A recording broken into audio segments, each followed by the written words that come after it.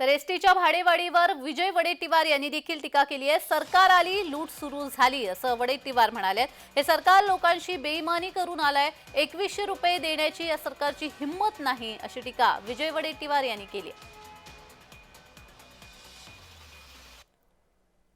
ज्या परिस्थितीमध्ये हे सरकार चाललेलं आहे, मग एसटी भाडेवाढ करतील, लोकांवर भुर्दंड टाकतील, रिक्षाचे भाडेवाढ करतील आणि लोकांना लुटतील।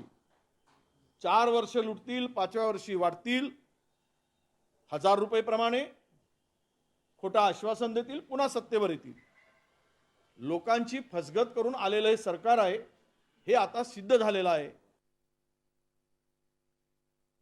सरकार आली, लूट सुरू झाली। लोकांना खोटी आश्वासनं देऊन लोकांशी बेईमानी करून हे सरकार आलेलं आहे। मुळात मोठ्या प्रमाणामध्ये लाडक्या बहिणींचे नावं कपात केले जात आहेत। 2100 रुपये देण्याची या सरकारची औकात नाही। मुद्दाम मी हा शब्द वापरतोय। इतकी फायनान्शियली अडचण आत्ता राज्याची आहे।